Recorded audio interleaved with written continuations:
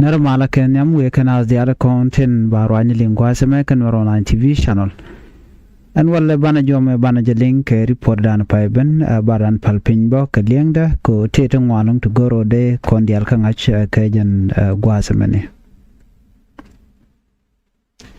Take a report Paiben, Bukondiar and Palpin Kaliangda.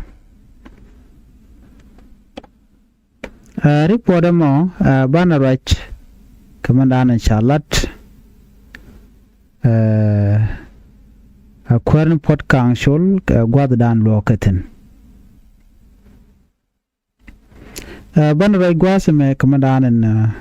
Charlotte Bo a Kumakirmi Yadit Quartin content a watch a witch Kajuba Kajan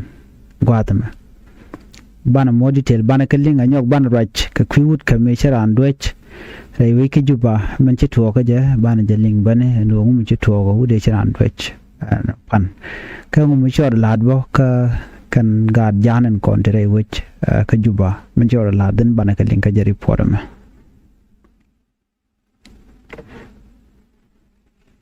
lerniam chanarach ka kwi pot kan kamena chalar bana kulu ka polna ka menchor lar wala ki menchikir mi yadi dalat pot kang charach guada dan and loka keten pot kang cha jen cha chung ni amnat lo barach sir kamanan ngai kono la ran la roja la jaja ko bi ben bi chong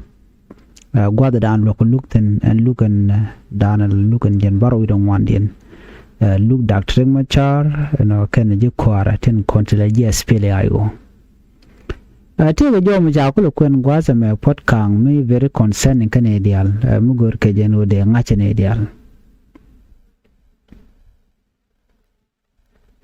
Pot kang jen charach, take ngwandi jalat,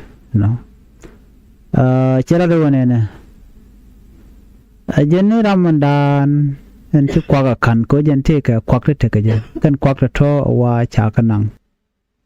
Kan kwakratone shaganang a general shall CDF la chief of defense force a general polnang ngai kon jara medan e nang na kanasar medan e kapka ke rewi ke juba pot kang a jena dor te ko torbiele dangwel pot kang gwade kapku jiten jena a chenga je kalong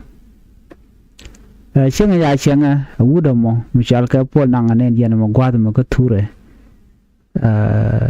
amijak jani china binching dini jen shwakaf ka kana kaf karwada shakaf kel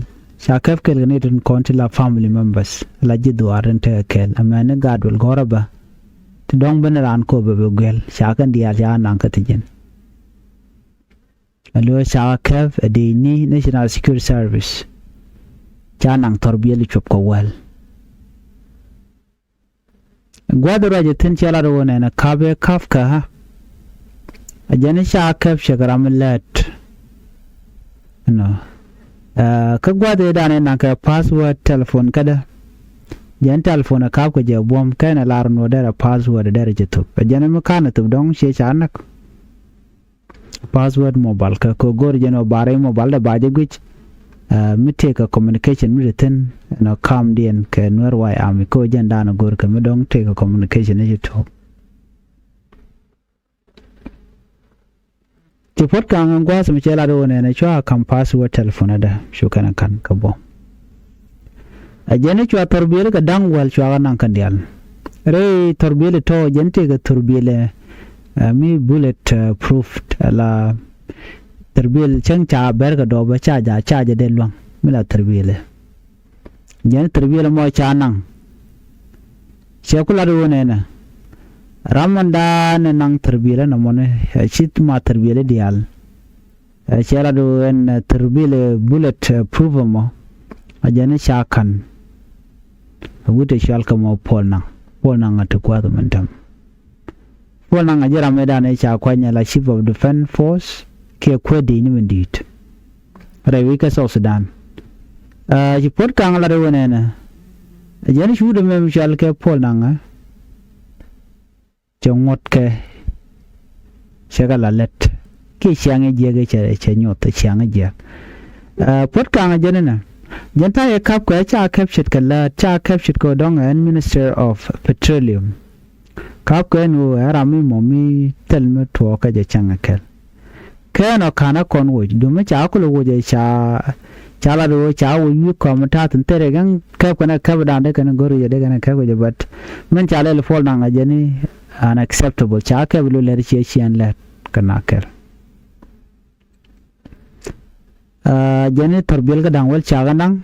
wena ka bulletproof car dana chana ka torbil na mo jene gar ka je senior military officer karam dan je shiri lat gwasa me jen wurne yen mo betika shunga kele chala pol nang majok shol nang majok jaram la en la chief of defense forces chipot kan chela do ne jene torbile no torbil chengde ki torbil kuma ka cha denang jene family car jene dung my family, it belong to my family, it does not belong to government keri podan chalat chelare won taye dan cha chenga je situation dan che went through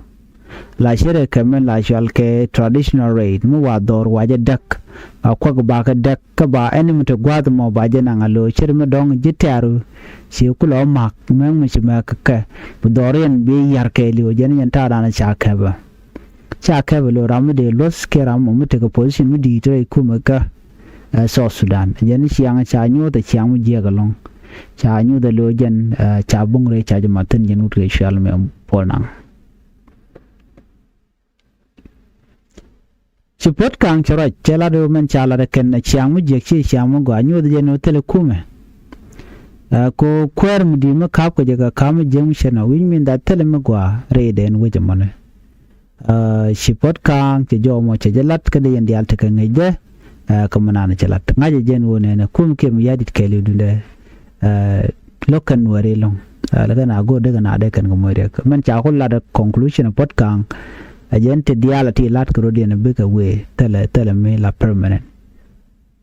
jena male dane sha tha cha yar no wala yen cha ceasefire sha je violate so mene mi jaga me to na serbe ngod bo ceasefire violation ne de kon de focus den tende la sidisam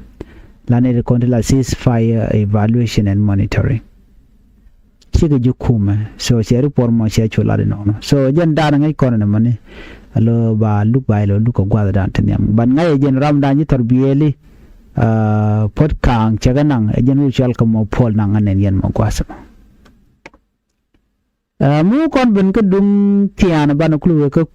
direct kon yo lat ke juba chana dum tianga ma chana jeleng te ga mi shanon national television ke chalat sha kwer me mishal ke me ponang chaje joj ponang ka juje ra ina mrai kone cha wujen walle ka chief of defense force na cha wuj chikim yadi de wuj report me chalat gwas me cha wuj ka wa cha wuj bom me several senior official ka kuma kirmi yadi teneri dit gaya na moy ke wuri shal ka pol nang le relatin kon lat ke kirmi yadin me sha ka model be execute ballot ta jigo no nang nor ben nor bakanak ene duworo mo me da la da ko be ballot ka ben nor baga torture so sha ja Allah no ku mo shivo defense for general pol nang ma jok cha jo jentama jala ngura la kwere ne mo ka tele me shalat gwal me shit ko dong sha men cheno dong da la kwere guardian but again chief of defense force yakulu woiten to right now gwad me dit question where ga nak chirme ngai kon no ne ga jen tame da ne kwan ga kon shorale shuru shal ga me pol nang che le lonko bunwar baka na ga jen e jak de ni Uganda helicopter one war wa ka nak all this thing was is doing ajel el kamone so ntame ka gwade da ne chwa wuje ne kir no ka chwe nyom be nyom kwa nyok kan point la posin dan ko le tenen yene de wan che ka tu ko fol nang so na mo mi shore la ti pol nang che la ram monta me cha juj ka cha juj kel ka ne te koken se la senior government official no so na me dar gwano de yan link mana le rode Meradian gwa min bialing ko polan ke to gore de senior cha wuje kirmi yadit amin jito gene pan chit ka kore da ne shaling jito ke rame cha do re wiki juba te ka ngat mila gerba jaika so gwa da ne cha do tin chala do shaudo mo cha chol police ni chala do jen chaje yen that is the report an shiben wa cha yen police ni tin konen te kare ke juba cha chol ka do bran do jaran ka je ko jen choran do ke cholo ram me gang members no mo wa mi chi ngaje no gang members ngum chi kam ne je bi na ngati jen then ba lu ke tin content la ya authority ko jen le la ram la police officer ba so ngaje ngot so amilen ngot kal jag ngot ko begalel gatede kate ka par ko dara kam ne je mana mo dara gwa so jen do jaran ga do di de mo ka ket ko cha terbile cha wang de mandanan la ne dal na gu ke jene mala te cham ke la te chue cha de je no cha tore jerek che ut ka ngat ka mo ne so jen mo de ro do mu duk choran o do jene pin pele je chamon sen walle ka shanka bakel ka pa die chon ki da yang bakel cha jojen wo cha udo mo cha cholo ne te konde la police ne so wa cha yen right now ja ka custody re ki juban den ana ba matu ba le jekano ngumle rod but what we know so far amisha asol cha jalat ke chiran che doi ke doi mi je doi ye chet ke jok ko ta am jogo no mele mo me je so jen wa ba je del yen karun unless te mi chola win mi don ajende le kujone so me da la report and and yen link kuide en wudo mo wude chiran doj pan ri ke juba today charge yen no mo de yen teka ngida one another report you kon dia ngaje no china mo che talk an wale nyok cha wude cholga John Frok ai kon dia le panana dan dol janka cha nyom mu dwa ka je wale dini SSPD avre wi ke juba ka pan cha je nam pai ko rai kuide cha je doje police ne but today ke dini ku John Pro ku doje ndi den tel doide ko ste wi char cha doje kwer kaka and then ga kore sin ne tun wan chi ka nyal ka do dan dwa ke je ko chi video che we ka social media jen cha je yen dini ka kore mi chi ne ko anti la musician kan ngaje no cha uri cha John Pro cha yen chu ka we kan dia ya ren tol re ke juba ye we cha John Pro cha jo tol cha jo kamrar ba do ba dan ni na ka kide kana kon ngaje no ngum to kor kiyamu mjana ko bikaru al binawi ne ko ba ram fanan ke musician ba jam mo kare gone ne tin konti la dini so no mo amila roda do konte ngai ko jube che jiak ta am lot katen so mi ro gujeno te mene ke jale ka jalwo set ko ke do jale jam ba dil do chakan ko kan dini SSPF shikan diar kan ka angry ko ngai kana gwano tele ka salar mo kam ka so bi na dil torture so na me bo banana dal mi ko police cha bi la ngesen mor chen mala wate police te tene ko bana for attack that's what people used to say the police are there to protect the innocent but while they are the one destroying the community chirimna yan magwas me so na me dar we ka yan wode ta John Frok cha je dojen walle re which ka juba so na mone mediten te we report den ban nyok mu nyok kono gwasa me okay te jojen wone ne dar shal ko yambio highway cha na cha ka bustin lo cha na cha ka nak re which ka South Sudan ke Equatoria wati ni cha nyurika nwana madan cha mo ka bot na ka ta da na chalat bat cha nei cha na cha ka nekten so ngai kon dial madan le rode mite mi jo la jeno mi chi de ne SSPDF cha te reg mi kan la du kana o cha kum SPLA ayu jen ta da na kana let ke ja so na meni le rode a jojo no cha civilian ni no cha ka cha na nak ka report da na cha la de kan ke cha ka bush ka yambi highway no ne da kon shana gwasme na haka kawai sai Equatorial State ka shangaro ka jo jan ne bai shala ne da kon la authorities kana family members no kane Ramadan shi yerjen shale benti samal Josephat teruni jandan wan jene resident lo shinga ka yambio no ka jante ka ga dambangon nudomo gente jen okay lo nanga jenden ko la yo ko kala timber transport convoy wo na kana ka juba then from there that dwarf to Georgia no ne che te kare mu talk no and convoy money me te kane te ga torbil dang diok cha ka attack no ka jambo kana lui at about 10 a.m. so no mom chola kake shiram ke la relative Friday Samuel chiga right ke media ndi ala ko ken no ne no fire ngaje no wude me che te ke rek mu chitu ko je no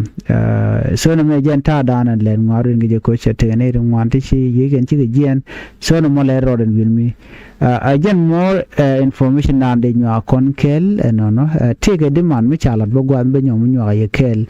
demand mo da la men chala do de dak ma cha de jelun take a strict warning me at gwa de me no ka chala do ne re ma cha de je de lun ke report ana cha no ada dil barar etigen ko de mal de jalat kam boni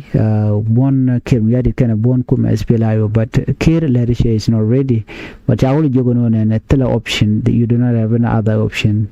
but the only option that remain right now is to release Dr. Machar and give peace a chance jenta dana cha ju kun pinga ja and ban nyo je kana the report be ta kamal bye bye